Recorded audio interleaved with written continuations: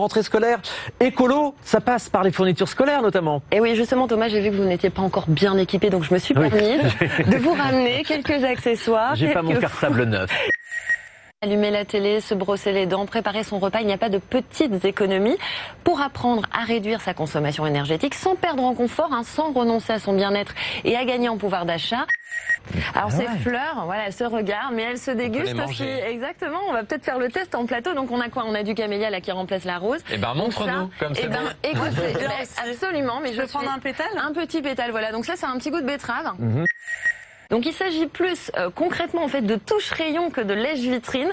On a suivi justement Chloé qui accompagnait Olivia, qui est aveugle depuis l'âge de 20 ans. Et elles ont fait les boutiques ensemble, rue de Rivoli, c'était samedi. Au niveau des couleurs, donc on a du rose, du camel, mais ça je crois que tu n'aimes pas trop. Camel, c'est quoi? C'est beige? C'est marron, avec des petits traits dorés. Et aussi il y a des traits dorés. Mais c'est des... Ah tiens, regarde, touche un tout petit les traits en fait, ils font à peu près 1 cm de long. Ah, c'est classe.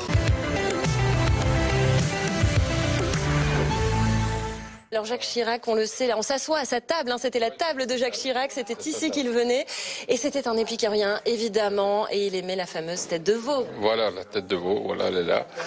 Et pour Jacques Chirac, nous, ça nous fait...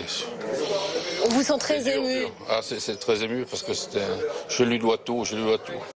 Les pompiers sont à présent tous réveillés, ils se sont simplement un peu mieux installés sur cette place de la République. Le feu, lui, est allumé depuis 5 heures ce matin parce que cette nuit, elle a été un petit peu compliquée, Didier. Oui, bonjour. La nuit un peu compliquée, il fait froid chez vous à Paris.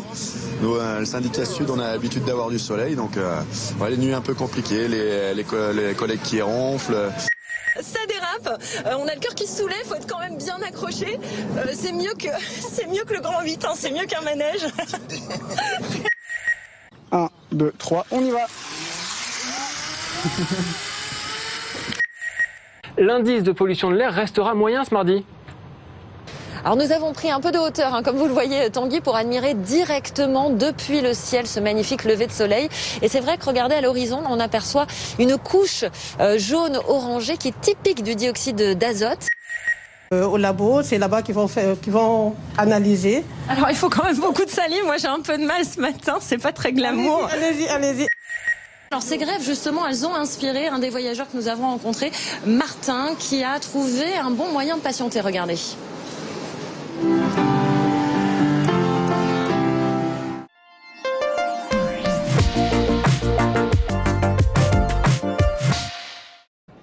Justement, est-ce que vous n'allez pas vous en inspirer un petit peu pour vos prochains spectacles? Pourquoi pas?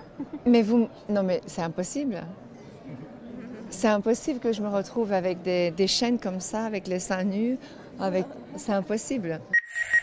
Vous donnez des super conseils à Annick Noah, c'est parfait. Tu veux être une championne, toi? Oui, quand je serai grande, j'aimerais bien être tennisman. Ah ouais, super. Écoute, on va s'entraîner.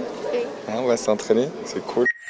C'est une jolie surprise que vous réservez aux Parisiens, une forme de concert un petit peu improvisé sur une péniche. Oui, voilà, on s'est retrouvé avec Christine Bravo dans une promo comme ça, puis elle m'a parlé de ce bateau Froufrou qui pouvait faire des croisières, tout ça, puis elle a organisé ce truc, et moi je me suis dit, tiens, le jour de la sortie du disque, pourquoi on le ferait pas avec des musiciens? Elle me disait, oui, on pourrait jouer de la musique dessus, et du coup on va partir là.